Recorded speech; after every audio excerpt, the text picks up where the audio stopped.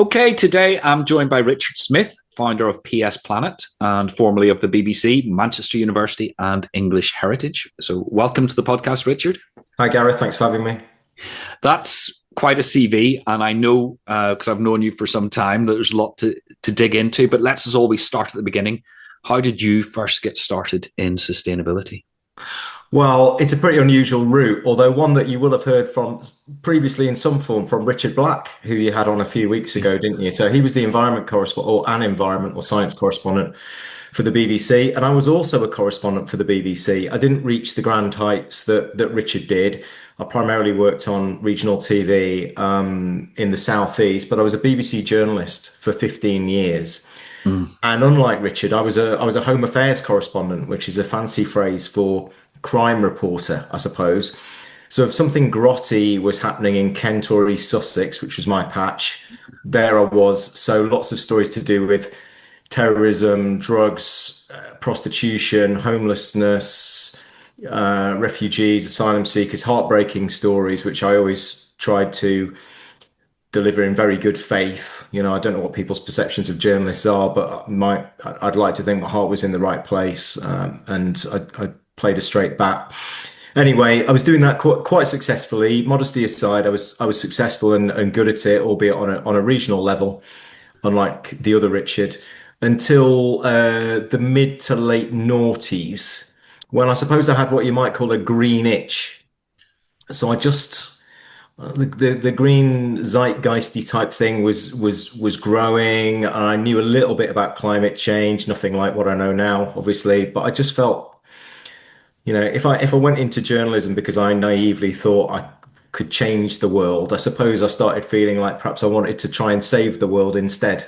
Yeah. So, in the spirit of if you don't ask, you don't get, I emailed some BBC grown-ups and said, "Oh, have you got any jobs going?" Because I'd heard that they'd just created this new department, which at the time was called BBC Environment.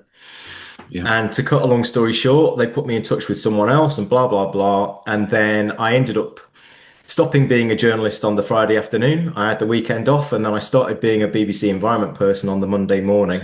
And I remember exactly when it was. It was the 1st of September 2009. It was my birthday, and my son was 2 weeks old. And this week he's doing his GCSEs. So that's the passage of time. Yeah. Yeah.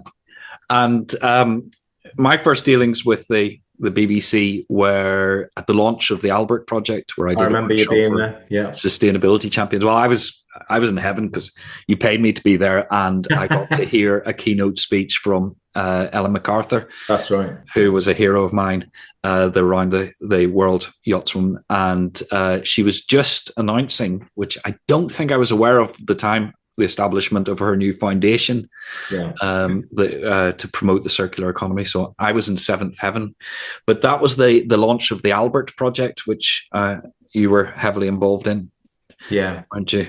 So perhaps you could explain what Albert was. Yeah, so Albert, it's a funny thing, Albert, because I should start by saying it's something I'm immensely proud of. And in the event that I'm remembered for anything at all, I know fully well that it will be to do with this thing, Albert, which listeners, viewers may or may not have heard of. I think it's probably fair to say that Albert is arguably the most seen sustainability brand in the UK, because even if people are aware of it or not, the logo for Albert is on TV screens on every channel multiple times every day in the UK.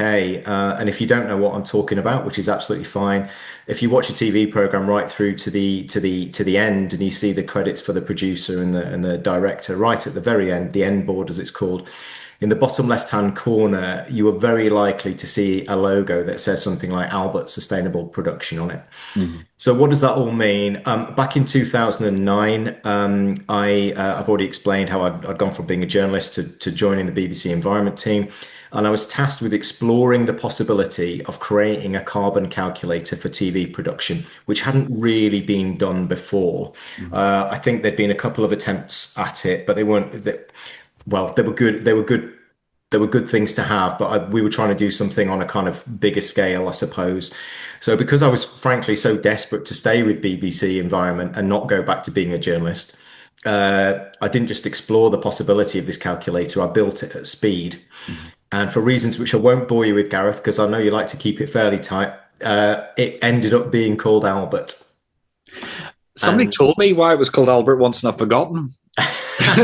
well, oh gosh, I mean, people ask me this pretty much every day. I'm happy to explain if you really want it, but it's not Well, very. the short version. Yeah, okay. Well, the short version is so I'd made this tool, and my boss said, "What are you going to call it?" And at the time, it was just a BBC thing. And I said, "Well, I'm going to call it BBC Carbon Calculator because I remember I used to be a journalist, so I just like to call things how they were, and no poetry required." And he said, "Oh, you can't call it that. It's too boring. You need to call it something like the Carbon Buster or something." And I was thinking, over my dead body, is it going to be called the Carbon Buster? And I went, "Well, I'm not sure about that. We'll have to come up with something that's if it's not going to do what it says on the tin, we're going to have to come up with something abstract." And my colleague sitting next to me, a woman called Hattie Park, who's a real unsung hero of Albert because she was doing all the kind of hard work on sustainability at the BBC while I was given the freedom to play around with carbon calculators and BAFTA and things like that. She said, what boy's name?" And I said, "Yeah, great, boy's name. Okay, letter A." And she said, "Albert." And I went, "Yeah, okay, Albert, that's what we're going to call it." So it was simple as that, really. And yes, it was meant to be a working title, but it stuck. Now, the other story around the name that goes around is that it is certainly true that the first production that used the calculator was Eastenders, which is set in the fictional world of Albert Square. So whether Hattie was subconsciously thinking about Albert Square, I don't know. You'd have to ask her.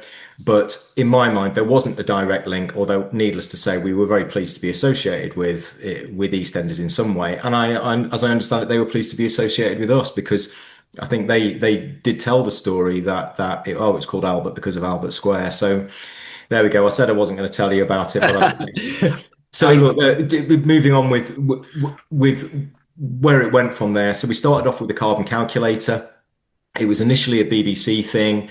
Had a very senior champion at the BBC, a guy called Pat Young, and brilliantly he said, "Well, everyone's got to use this." Now, no thought was given as to what the consequences would be if they didn't use it or how it was going to be done or anything. But I could go around and say to everybody, "You've got to use this," because Pat Young says. So it was very much stick, not a carrot, but I was trying to sell the carrot as well. And then my boss at the time said, "Oh, you should share this with the rest of the industry." I didn't have a clue how to do that. Again, I think Hattie suggested that I phone BAFTA. I phoned BAFTA, who do so much more than just the red carpets and the awards. They're a brilliant charity, as I found out very quickly. Got in touch with the chief operating officer called Kevin Price, who's now my business partner, more of which perhaps later on. And he came to see Albert, the carbon calculator, along with a couple of other people. And very famously, for me at least, or memorably, he said, "Well, I'm not sure I completely understand this, but it seems very important, so let's do it." And by it, he meant let's get a gang together across the broadcasting sector and let's share this tool and see what we can do to promote sustainability within the screen arts, but specifically TV production, which is something that BAFTA had been thinking about as well. So very quickly, me and Kevin got on the phone to everyone we knew, ITV, Sky, Channel 4, all the major independent production companies, or indies as they're called, the people who make the programs on behalf of the broadcasters. And it was like one of those Jaws moments where very quickly we thought we're going to need a bigger boat because the BAFTA boardroom got more and more packed every month. Everyone wanted to be a part of it. It was just a really, really exciting time. So it started off as just a carbon calculator, but then we created the certification scheme, which is where you get the logo on screen if you've met a certain threshold for quality or commitment to sustainability. We also did carbon literacy for broadcasting. And we started playing around with editorial aspects as well. So not just how the program is made, but what content have you got in there that is highlighting sustainability, albeit in a subtle way. yeah. Because of course people said, "Oh, we don't want to preach at anybody," and of course we don't want to preach at anybody, but we wanted to subtly portray perhaps a better world, and that's where you get characters. To take one very simple example, you get characters in soap operas because the soaps were very good at this, I have to say, on all channels. You get characters having a conversation, but they'd be doing that while putting out the recycling. And really importantly, not just the goody two shoes characters, the characters with more shades of grey in them as well. So it would be showing, look, recycling is not just for the good guys, you know. Even if you're a bit dodgy, you might be doing some recycling as well. So we were playing around with all those things, and what, as I say, what started off as a pretty simple carbon calculator for TV production has ended up being an ethos of sustainability within the screen arts. And amazingly, the tools are used around the world. And I think it's probably the world's leading organization now for sustainability in the screen arts. So yeah, I'm really proud to have been there on day one with that. Yeah, that's interesting because the BBC got criticised for a long time from the green side for, you know, having these wonderful David Attenborough documentaries and not talking about sustainability. And then, you know, Blue Planet 2 happened and everybody suddenly, you know, I remember the difference in going into organizations and suddenly everybody wanted to talk about plastics after Blue Planet 2 and just, you know, whatever it was, 11 minutes or whatever of footage of swallowing plastic bags. And it seemed to change everything. So, you know, were there sort of thresholds and on that editorial content that people thought, right, okay, we're going to go for this now? Well, I know exactly what you're talking about. I can kind of remember that happening. And another person I should give credit to is someone who used to be in my team at BBC Sustainability called Jeremy Matthew, who's now head of sustainability for ITV. And he did a lot of work with BBC News in London, talking about, you know, I knew very well as a former BBC journalist that the traditional notions of balance, which are great, you know, that as a principle, that's a really, really important thing. It just doesn't work for climate. You know, we all know that you can't have a balanced argument where like 97% or whatever the figure is of climate scientists accept that climate change is a man-made phenomenon, and you can't. So the 50-50 balance that you traditionally get in a news item just wasn't going to work. And Jeremy did some work with a department called editorial policy, who were real kind of touchstones of almost like the conscience of the BBC, making sure that people are on the straight and narrow, and sometimes they get it right and sometimes they don't. But typically another good public piece of the public service puzzle, if you like. They produced a memo which said, again, famously, memorably for me, it said, the referee has spoken. And what they meant by that was the climate science is there, it's solid. We're on the side of the climate science. So that did change everything. And Blue Planet, obviously the focus there was on the plastic. Really interestingly, I can't remember the exact stat, but I got the producers of Blue Planet to do a talk for me once. And they gave a figure on the amount of screen time that was devoted to the issue of plastics in Blue Planet. Can you hazard a guess, Gareth, as to what that was? Well, I plucked 11 minutes out of the... Yeah, what about... Give me a percentage. So, that's a fifth of a program, and where there's 6 episodes in the program. So okay, you're overthinking it now. A 30th of the time. So what about 3%? Yeah, so from memory, I think it was about 2.5% of the screen time was about plastics. They would freely admit, the producers, they didn't set out to make a program that in any way would be perceived as campaigning, because that's not the kind of thing that the BBC was associated with, probably still isn't.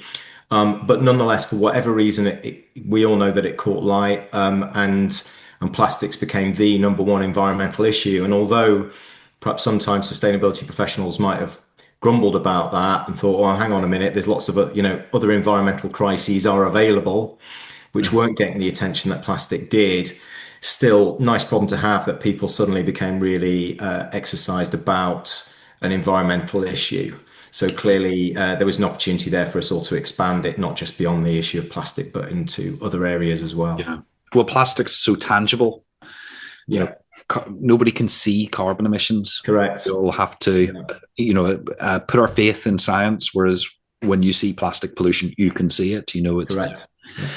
There. So did that editorial content contribute towards getting, if you were a production company and you wanted the Albert badge on your program, would editorial help, or was it Yeah, so behind the scenes? I mean, people were quite tentative about it because you can, well, you might, people might think, oh gosh, God, they sound very sensitive, those TV folks. But back then, it was it, the idea that someone who was effectively in a kind of back office role like I was, a kind of civil service function, if you like, would be telling the program makers, or not telling, perhaps informing or advising, or whatever word you want to use, that the program makers, the creatives, that these are things they might want to consider. There's some degree of nervousness around that. So I think by the time I left, I think there was at least one question in the certification scheme. Again, that's going back to the logo that you see on screen. And you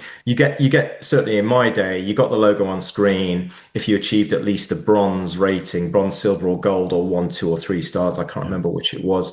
So there was an editorial question in there, but I mean, that's an issue that's just getting bigger and bigger. And I'm delighted to say that I spoke to someone a month ago who earns a living from advising programs on editorial issues around sustainability, which is brilliant because back in my day, it was inconceivable that that would happen. And I think the BBC has actually got a dedicated person just for that issue now as well.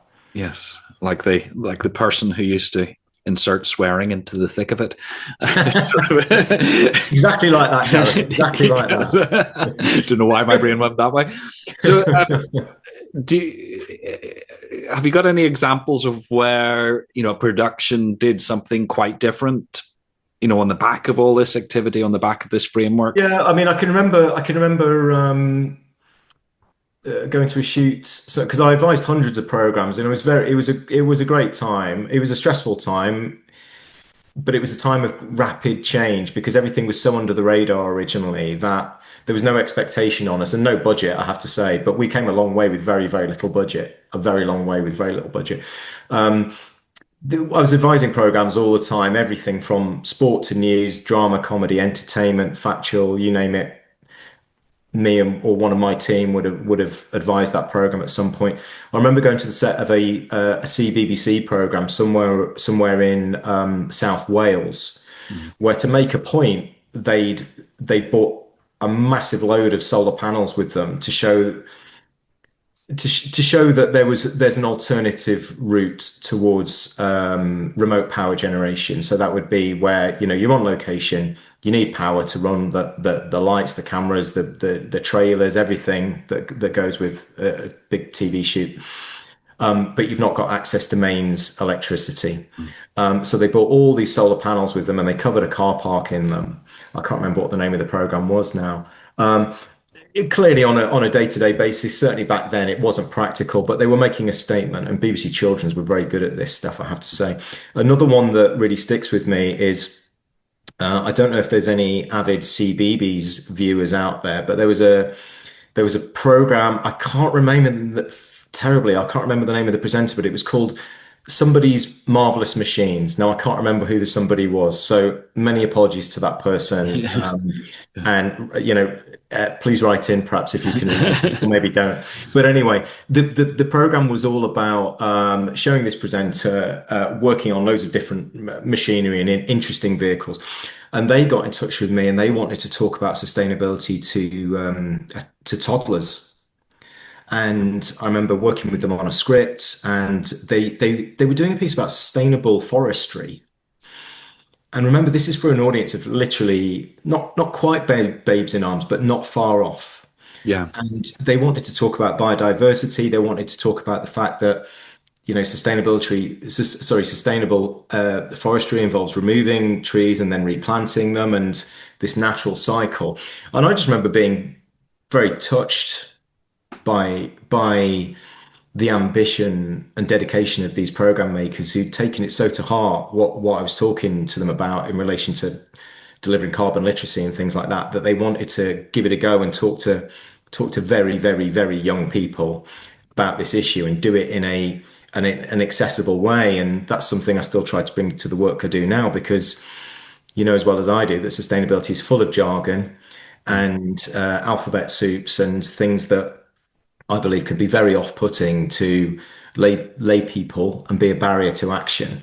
Mhm. So that desire to put complicated topics into the language that everybody can understand, I think is really, really critical. And that's not just for a CBeebies audience, that's for a grown-up audience as well. Yeah. Do you think Albert was popular because it was broadcasting specific? Because obviously there's a plethora of badges out there that you Yeah. put on various products, many of which get accused of being sort of lowest common denominator as Yeah. the lobbyists try Well, to water down the requirements. But does a broadcasting specific accreditation help in terms of selling it within the industry? well, I think it had to be that way. Of course, every industry thinks they're special, and every industry probably is special. Um, but it became clear, right from the off when I was creating the very first version of the calculator, I wasn't just going to try and meet the program makers halfway. I was going to try and meet them 100% of the way, Yeah. because people join the BBC or ITV or whatever to make the world's best programs. They don't join those organizations to save the planet. It had to be in their language. It absolutely had to be in their language. So I remember not putting in any questions in there that they wouldn't be able to provide answers to, keeping the language really simple. And this was all way before net zero, and I think terminology of scopes might have existed, but not in Albert, it didn't. Mm-hmm. And I think it was really important that it spoke directly to people. So it's not an ISO, again, back in my day, Albert was nothing to do with, principles, the kind of things that you'd see in BSI standards, where you might be struggling to actually have a very specific bit of advice that they want you to do. It's more about principles of management and so on. Albert was full of like, do this, don't do that, do this, don't do that, and all relating to specific aspects of TV production. And I think that's one of the reasons why I think it took light, is because I think people could appreciate that we were trying to meet them on their own terms. And again, I think that's a principle which still stands true. And I think it's something that goes back to, your mantra of green jujitsu. I think it's a similar thing, but just using different terminology. Yeah, well, green jiu-jitsu is using the terminology of the audience rather than, Yeah, and that's what I was teaching your sustainability champions about back in that's right. the launch of Albert. Yeah. So, is it you're beyond Albert? Was there any other sort of challenges or achievements at the BBC that sort of informed the rest of your career? Yeah. I mean, Albert definitely was the biggest thing, and it was a strange situation, because Albert, outside of the BBC, Albert was a great success. I'm not saying it's perfect by any means. I mean, I'm in contact with the people who run it now. I'm full of admiration for them. They've got challenges around scale, which I never had to deal with. I remember us saying, when the first time that the certification logo came on screen, I remember a group of us saying, "Oh God, what will happen when everyone has got this logo on screen?" And we were like, "Well, nice problem to have. We'll worry about that in a few years." We didn't have to. Me and my cohort didn't have to worry about it, but the current incumbents do. But it was a strange. It was a bit of a parallel world, where it was a massive thing outside the BBC, and Albert was known to be a big success internally. But internally, it was. I think it'd be fair to say it could sometimes be a struggle getting in the engagement. So I suppose the thing that I'm most proud of is the fact that we kept on going. There was a very small team. We were all very, very committed to it. We lived it and breathed it, and we kept on going in good times and bad. And that has definitely informed the rest of my career, and no doubt speaks to the experiences of every sustainability professional who's listening to this. Yeah. And then you moved on to Manchester University. Yeah. Was that a bit of a culture shock? Not as much as you might think. I mean, one of the things I've definitely found over the years is, whether you're trying to decarbonise Eastenders, a laboratory, or Stonehenge, there's more that unites those problems than separates them, and it all comes down to mindset for me. So at the University of Manchester, lots of competing interests, competing priorities. I mean, a real, very tangible problem is the amount of money that was going to be required, and no doubt still will be required, to decarbonise the University of Manchester. I got a piece of work done that estimated that it was going to be, I don't think it's any secret, that it was going to be over 600 million to achieve the zero carbon target for 2038, which is the target that's right across the city of Manchester. And that wasn't net zero. That was zero without a net, as I used to go around saying. So true zero. And the cost was eye-watering. But once that figure had been written down and people said it out loud a few times, it perhaps stopped being scary and started being more of a challenge and something for people to focus minds on. So when I left the university and I went on to English Heritage, another thing that I was very keen to do was try and get a figure attached to how much it was going to cost, because we all know setting a target is one thing, but knowing how much it's going to cost and actually Yeah. finding the money, that's another. And was that just taking, before you go on, just taking that 600 million figure for zero carbon?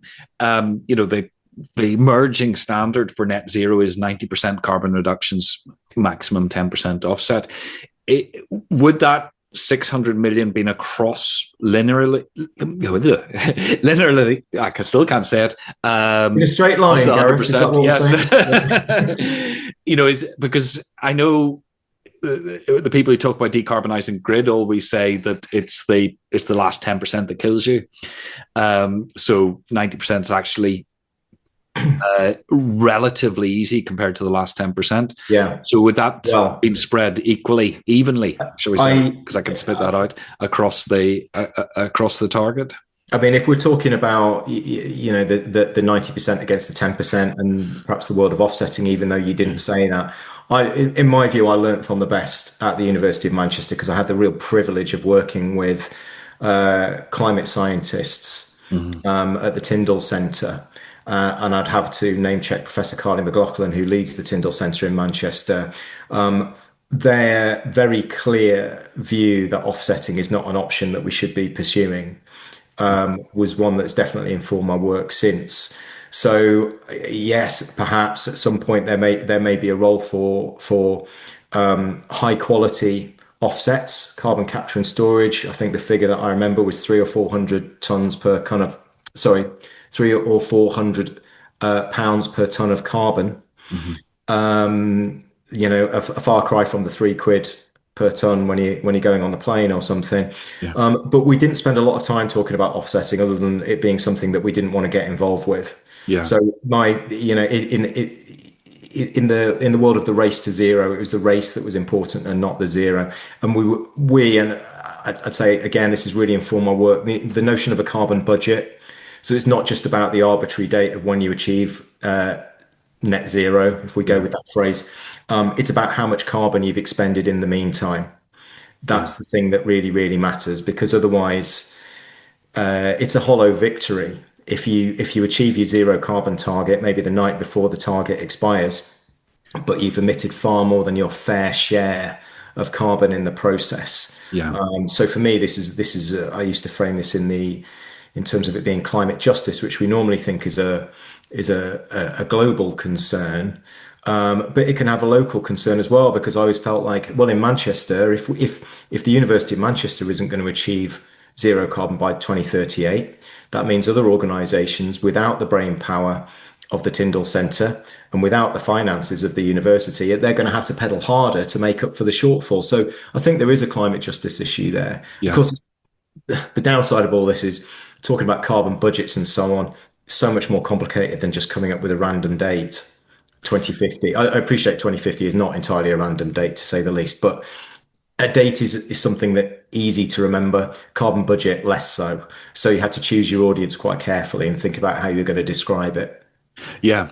Well, if you're dealing with scientists and other technical people, then I suppose you can talk about the area under the curve. That's important. The descent where you may not have got so much, dare I say it, at the BBC on the technical side of things. That's it. And I think the first person I heard that talked about the area under the curve was Professor Kevin Anderson from the Tyndall Centre, who, again, certainly he was one of the first people I met actually when I relocated up to the BBC in the north in about 2013. I met Kevin, and he's definitely been. He's informed my thinking, as did all of the climate scientists. So that was a real privilege to work with them. Yeah. And I suppose likewise in we were talking about the editorial as well as the technical aspects at the Yeah. BBC. Did you get involved in sort of course content at I did to Eastenders? I did to a certain extent. I didn't really want to. I didn't feel it was my place, nor did I feel it would be particularly welcome for me as a generalist, an unashamed general practitioner of sustainability, which I am, to be telling academics what they should or shouldn't have in their courses. But it was something that they were very interested in. The University of Manchester scores very highly on the Times highest SDGs ranking, if that means anything to Yeah. anybody. It's a league table of universities globally where they stand. University of Manchester was typically in the top five, and I think it was literally first in the world one year that I was there. I'm not claiming any credit for that, but in part that was due to the sustainability content within the courses. That said, there was sometimes debate around, the SDGs are so broad. I mean, don't get me wrong, I like the SDGs, very important, but they're so broad, you could sometimes shoehorn an SDG into pretty much any course going. I'm not saying that's what happened. Yeah. I'm saying the labels, it goes back to your point about generic labels versus in sector specific things, I suppose. But yeah, clearly, in my view at least, the most important thing that educational establishments can do, whether they're primary schools or higher or further education can do, is inspire all those learners to live sustainable lives. Yeah. That for me justifies the carbon impact of the running of the universities and indeed the carbon impact of the students getting to university, because a major part of any university scope 3 footprint is going to be the international travel from the students. And Yeah. that's a really tricky one, because without the international students, a significant proportion of university funding is missing. Mm. Yes. How to square that circle? Don't know. It is a difficult one. Yeah, but I was thinking because before Christmas, I was teaching. I was supporting a compulsory module on sustainability at Newcastle Business School. So Right. the students weren't self-selecting, and I was astonished at how enthusiastic they were for the whole sustainability social issue agenda. I thought I might get sort of a bit of people staring at the ceiling because they had to be there rather than having chosen to be there, and I was really uplifted. And it certainly going against a lot of the media narrative at the minute of climate and sustainability going out of fashion somewhat. I think the next generation have embraced it fully, from my experience. Yeah, it's a bit of a cliche, the thing about, oh, young people are really into it. Certainly, the young people I met at University of Manchester were really into it, and it was like you. I found it completely heartwarming Yeah. to experience that, caring about it and taking the required action, and not necessarily the same things, but it's a very good place to start, right? Yeah. You're not going to do anything, are you? Yes. Yeah, I fully agree. And then from Manchester University, you moved on to English Heritage. Yeah. Again, So that another seems like quite a leap in. Well, it didn't feel that different. So if any of you, in the unlikely event that anyone who's listening to this isn't familiar with English Heritage, it's a charity. It's Forgive me, former English Heritage colleagues, for saying this, but it's very similar to the National Trust. And the rule of thumb is, which I learned quite quickly, is if it's got a roof, it's typically the National Trust. If it's a ruin, it's typically English Heritage. But there are lots of cases where that doesn't hold true. So please don't write into me or Gareth to correct me. I know it's not completely accurate. Similar things, large property portfolio, very varied types of properties. I mean, the ones I particularly like were the ones without a roof, because you didn't have to worry about the heating or the power. Far smaller carbon footprint than I was used to, but similar issues around scope 3. So for international students, read international visitors. Yeah. We need those international visitors to visit places like Stonehenge and buy fridge magnets, because that's what funds the amazing work that English Heritage does. But clearly that comes with a carbon cost as well. And while I was there was some cross-sector work going on as to how we would define the capture of, or the accounting of international travel in relation to visitors, because would it be right, for example, to English if some people come from overseas and they visit Stonehenge, but they also visit a National Trust property, say, how are we going to work that in terms of accounting for the carbon that we should associate with that? Should we account for any of it? Should we account for all of it? Tricky one, right? But we were starting to work with other organisations to try to pin that down. That was the question I was going to ask, is that, a lot of Scope 3 emissions are within people's control. Yeah. The food that goes into the cafeterias at Manchester University, buying broadcast equipment for the BBC and all the services and all the rest of it. You can understand that. But is it reasonable to have the visitors in scope, given that you can't control who rocks up at Stonehenge, or you mentioned before, or somewhere else, because you're not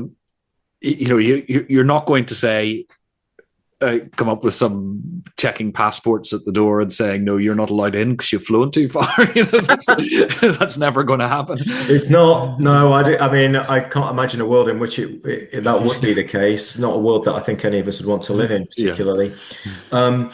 Well, I think it is reasonable to think that we're going to take a bit of the share. I guess the really tricky thing is, what is the percentage of the share? I mean, people come to the UK for their holidays specifically to see amazing places like Stonehenge. Mm-hmm.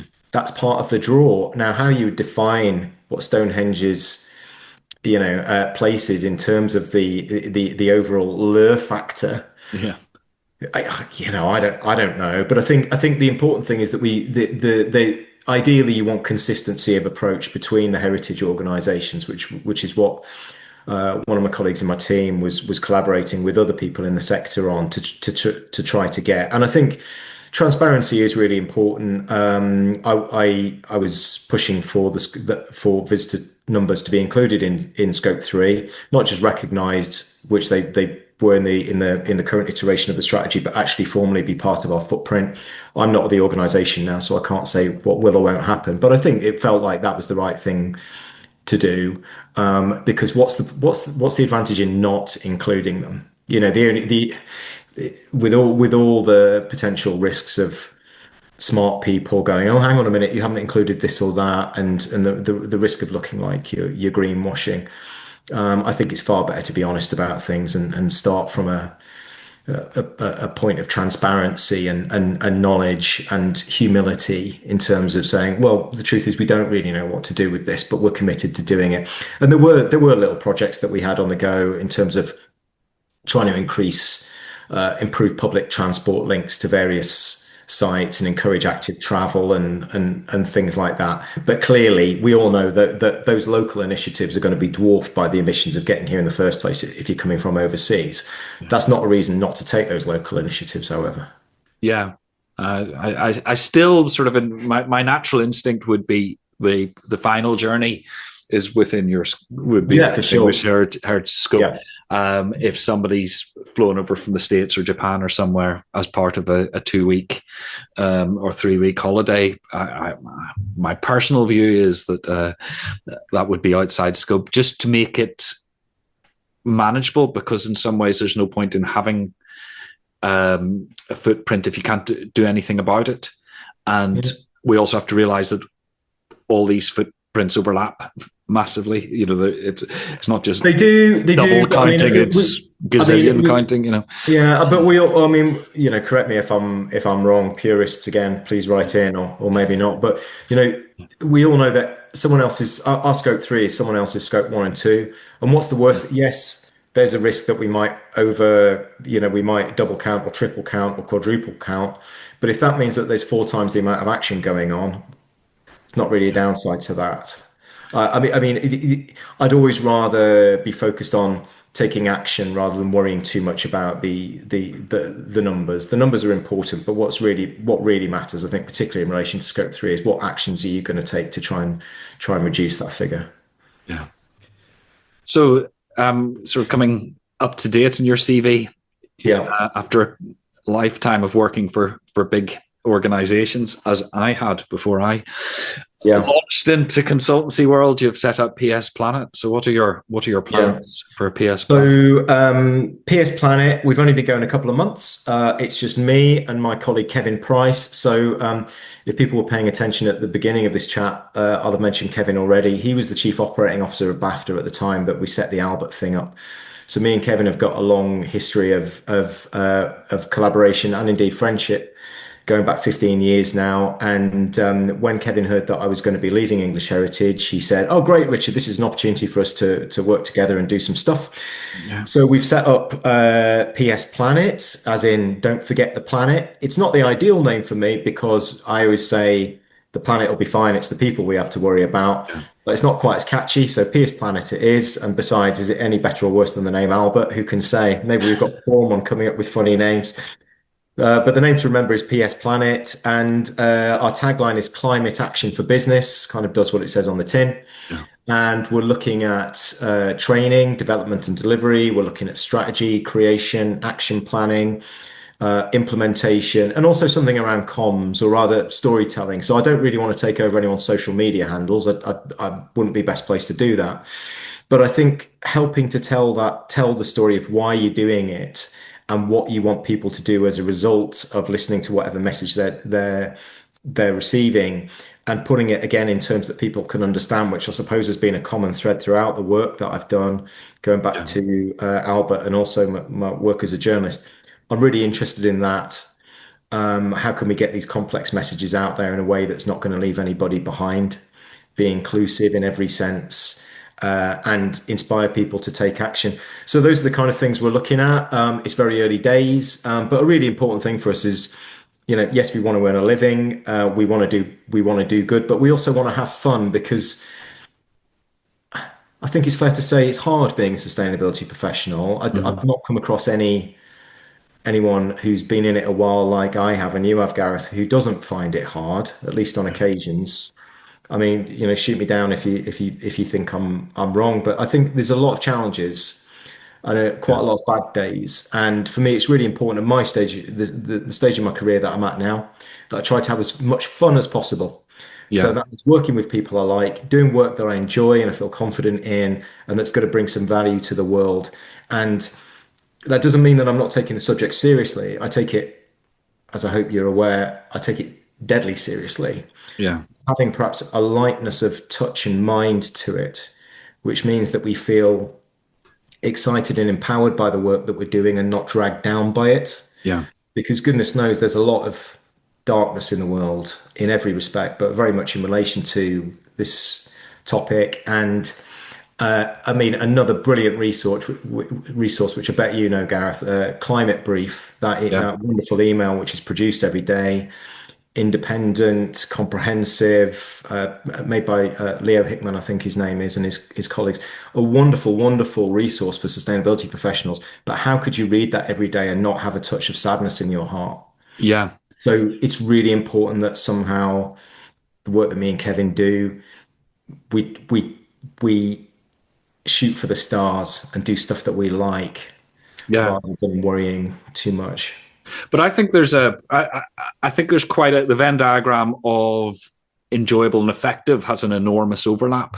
Oh yeah, The every so often I find myself doing a piece of work which I don't enjoy doing, and it generally is the stuff where I feel that for the amount of effort I'm putting in, yeah, the world is getting the minimum amount of yeah. output. It's the 80-20 rule in reverse, probably. Yeah. Whereas the stuff that I prefer doing is the stuff that seems to make a difference and seems to inspire Yeah, people, and you get into this sort of virtuous circle of things. So yeah, I think you're absolutely right on that, and that people need to sometimes get their head out of the ISO 14001 standard and various other bean counting things, and work on the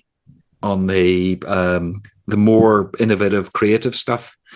yeah. I completely agree. I mean, we're not me and Kevin not aiming to be part of the kind of sustainability reporting elite, which makes me sound like I'm dismissive of the people working in those circles. I absolutely am not. I admire them, but I'd much rather work with a hypothetical shoe factory somewhere in the Midlands that knows they've got to do some green stuff, but they don't know what it is yet, and Yeah. get them, make very large progress in a short amount of time than worry too much about refining that final bit of reporting.